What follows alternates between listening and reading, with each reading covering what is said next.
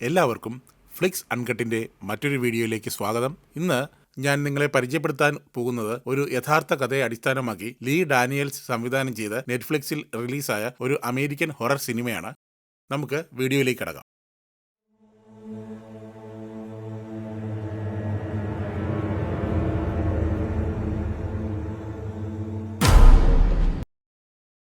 The deliverance. Ebony Jackson 3 കുട്ടികളുടെ അമ്മയാണ്. എബണിയാണ് കഥയിലെ കേന്ദ്ര കഥാപാത്രം. അർബുദബാധിതയായ എബണിയുടെ വൃദ്ധയായ അമ്മ ആൽബർട്ടയും അവർക്കൊപ്പമാണ് താമസം. ഇവർ 4 പേരും ഒരു പുതിയ വീട്ടിലാണ് ഇപ്പോൾ താമസിക്കുന്നത്. അവിടെ നിന്നാണ് കഥ ആരംഭിക്കുന്നത്. എബണിക്ക് ജയിലിൽ പോകാൻ കാരണമായ ഒരു ക്രിമിനൽ ഭൂതകാലമുണ്ട്. മദ്യപാനം ദുരുപയോഗം ചെയ്തതിന്റെ ചരിത്രവും എബണിക്കുണ്ട്. മദ്യപിക്കുമ്പോൾ എബണി കുട്ടികളെ ശാരീരികമായി പീഡിപ്പിച്ചെന്ന പരാതി ചൈൽഡ് പ്രൊട്ടക്റ്റീവ് സർവീസസിന്റെ ഇടപെടലിലേക്ക് നയിക്കുന്നു. സിന്ധ്യ എന്ന കേസ് വർക്കറെ എബണിയെയും കുട്ടികളെയും പരിശോധിക്കാൻ സോഷ്യൽ സർവീസസ് ഡിപ്പാർട്ട്മെന്റ് നിയമിക്കുകയും ചെയ്യുന്നു.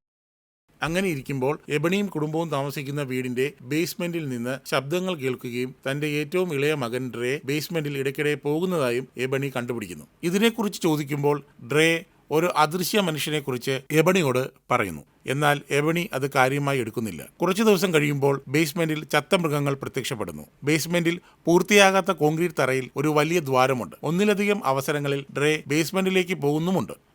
ബേസ്മെന്റിൽ നിന്നും തിരിച്ചു വരുമ്പോൾ ഡ്രേ വളരെ വിചിത്രമായാണ് പെരുമാറുന്നത്. എബണിയുടെ മറ്റു കുട്ടികൾ കൂടി ഇങ്ങനെ അസാധാരണമായി പെരുമാറാൻ തുടങ്ങുമ്പോൾ എബണി ആകപ്പാടെ പേടിക്കുന്നു. സോഷ്യൽ വർക്കർ സിന്ധ്യ ഇടയ്ക്കിടെ എബണിയെയും കുടുംബത്തെയും സന്ദർശിക്കാറുണ്ട്. അവർ കുട്ടികളുടെ മാനസികാരോഗ്യവും ശാരീരിക ആരോഗ്യവും ഉറപ്പുവരുത്തുന്നതിന് വേണ്ടിയിട്ടാണ് ഇങ്ങനെ ചെയ്യുന്നത്. അങ്ങനെയിരിക്കെ കാറിൽ ഒരു സ്ത്രീ തങ്ങളെ പിന്തുടരുന്നതായി കുടുംബം ശ്രദ്ധിക്കുന്നു. അന്ന് സ്കൂളിൽ വെച്ച് 3 കുട്ടികൾക്കും വിശദീകരിക്കാനാകാത്ത മാനസിക പ്രശ്നങ്ങൾ ഉണ്ടാവുകയും അത് അവരെ ആശുപത്രിയിൽ പ്രവേശിപ്പിക്കുന്നതിനും ഇടയാക്കുന്നു. ഡോക്ടർമാർക്ക് കുഴപ്പങ്ങളൊന്നും കണ്ടെത്താൻ കഴിയുന്നില്ല. അതുകൊണ്ട് തന്നെ കുട്ടികളെ അവരുടെ വീട്ടിലേക്ക് അയക്കുന്നു. പിന്നീട് കാറിൽ പിന്തുടരുന്ന സ്ത്രീ എബണിയെ കാണുകയും താനൊരു പാസ്റ്റർ ആണെന്ന് പരിചയപ്പെടുത്തുകയും 20 വർഷം മുമ്പ് എബണി ഇപ്പോൾ താമസിക്കുന്ന വീട്ടിൽ നടന്ന ചില സംഭവങ്ങൾ എബണിയോട് തുറന്നു പറയുകയും ചെയ്യുന്നു.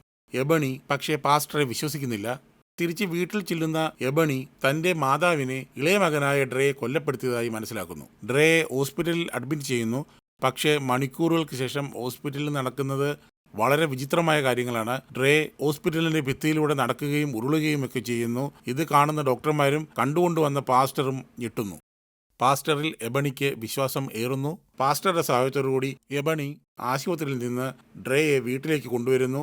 അവിടെ വീട്ടിൽ വെച്ച് എബണിയും പാസ്റ്ററും ചേർന്ന് മോചനം അഥവാ ഡെലിവറൻസ് എന്ന് വിളിക്കുന്ന ഒരു ഭൂതോച്ചാടനത്തിന് ശ്രമിക്കുന്നു. പിന്നീട് അങ്ങോട്ട് ത്രസിപ്പിക്കുന്ന ക്ലൈമാക്സ് രംഗങ്ങളാണ്. അത് മൂവി കാണുമ്പോൾ നിങ്ങൾ ശരിക്കും ആസ്വദിക്കും. അതുപോലെ തന്നെ പാസ്റ്റർ എബണിയോട് പറഞ്ഞ ആ രഹസ്യവും ഒരു സസ്പെൻസായി തന്നെ ഇരിക്കട്ടെ.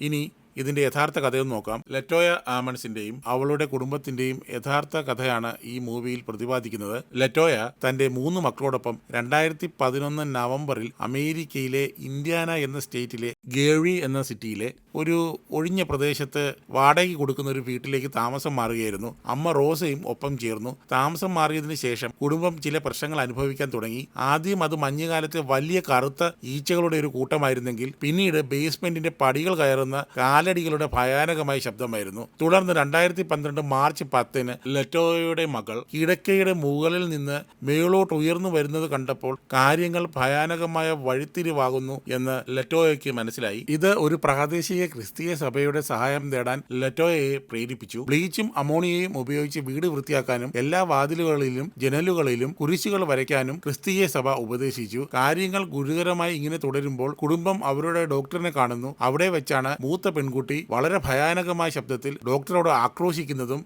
ഇളയ കുട്ടി ഭിത്തിയിലൂടെ നടക്കുന്നതും. ഈ കാര്യങ്ങളെല്ലാം പോലീസിന്റെ മൊഴിയിലും രേഖപ്പെടുത്തിയിട്ടുണ്ട്. ഈ കേസ് അന്വേഷിച്ച പോലീസുകാർക്കും പല ദുരനുഭവങ്ങൾ ഉണ്ടായിട്ടുണ്ട്. വയർലെസ്സിൽ സ്റ്റാറ്റിക് ശബ്ദങ്ങൾ കേൾക്കുകയും രൂപങ്ങൾ വീടിനുള്ളിൽ കണ്ടതായും പോലീസുകാർ തന്നെ റിപ്പോർട്ട് ചെയ്തിട്ടുണ്ട്. പ്രേതബാധയുള്ള ഈ വീട് യഥാർത്ഥത്തിൽ ചാൾസ് റീഡ് എന്ന ഒരാളുടെ ഉടമസ്ഥതയിലായിരുന്നു. ആമൺസ് കുടുംബം അവിടെ താമസിച്ചതിന് മുമ്പോ ശേഷമോ പ്രശ്നങ്ങളൊന്നും ഉണ്ടായിട്ടില്ല എന്ന് അദ്ദേഹം പറയുന്നുണ്ട്. എന്നിരുന്നാലും താൻ മുമ്പൊരിക്കലും കണ്ടിട്ടില്ലാത്ത കാര്യങ്ങൾ ചെയ്യാനുള്ള കഴിവുള്ള എന്തോ ഒരു ശക്തി ആ വീടിനുള്ളിൽ ഉണ്ടായിരുന്നു എന്ന് അദ്ദേഹം ഒരു ന്യൂസ് ചാനലിൽ അഭിപ്രായപ്പെടുന്നുണ്ട്. 2016 ആ വീട് പൊളിച്ചു കളയുകയും അവിടം ഇപ്പോൾ ഒരു ഒഴിഞ്ഞ സ്ഥലമായി തുടരുകയുമാണ്. ഗേഴിയിലെ തന്റെ കുടുംബത്തിന്റെ ഭയാനകരമായ അനുഭവം തുടക്കം മുതൽ ലെറ്റോയ സ്വകാര്യമായി സൂക്ഷിച്ചു. എന്നിരുന്നാലും സംവിധായകൻ ഡാനിയേൽസ് ദി ഡെലിവറൻസിൽ പ്രവർത്തിക്കുമ്പോൾ ഒന്നോ രണ്ടോ തവണ അവർ അദ്ദേഹവുമായി സംസാരിച്ചു. ലെറ്റോയ കുടുംബം എവിടെയാണെന്ന് ആർക്കും ഇപ്പോൾ അറിവില്ല. ലെറ്റോയയുടെ 3 മക്കളെക്കുറിച്ചും അറിവൊന്നുമില്ല. അവരുടെ മൂത്ത മകൻ 17-ാം വയസ്സിൽ മരിച്ചതായുള്ള സ്ഥിരീകരിക്കാത്ത ഒരു റിപ്പോർട്ടുണ്ട്. ഇനി ഗൂഗിൾ മാപ്പിൽ ലെറ്റോയ കുടുംബം താമസിച്ചിരുന്ന പ്രേതബാധയുള്ള ഇന്ത്യാനയിലെ ആ വീട് എവിടെയായിരുന്നു എന്ന് ഒന്ന് സെർച്ച് ചെയ്ത് നോക്കാം. ഈ കാണുന്നത് ആ വീട് നിന്ന സ്ഥലമാണ്.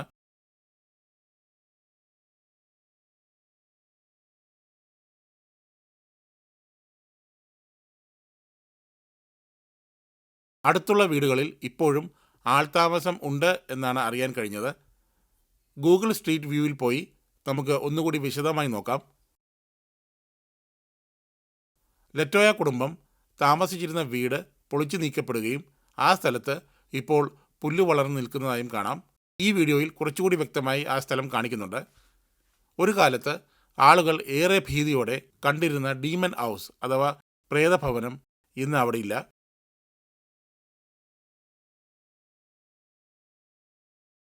വീഡിയോയിൽ കാണുന്നത് പോലെ ഇപ്പോൾ വീടിന് പകരം അവിടെ പുല്ലുകൾ മാത്രമാണുള്ളത്.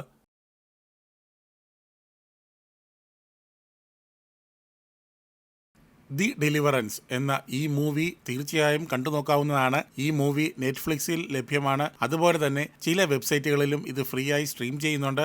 അപ്പോൾ ഈ സിനിമ കണ്ടിട്ട് നിങ്ങളുടെ അഭിപ്രായം കമൻസായി രേഖപ്പെടുത്തുമല്ലോ. ഞങ്ങളുടെ ചാനൽ സബ്സ്ക്രൈബ് ചെയ്യുന്ന കാര്യം പരിഗണിക്കുമല്ലോ. മറ്റൊരു അടിപൊളി വീഡിയോയുമായി വീണ്ടും കാണാം.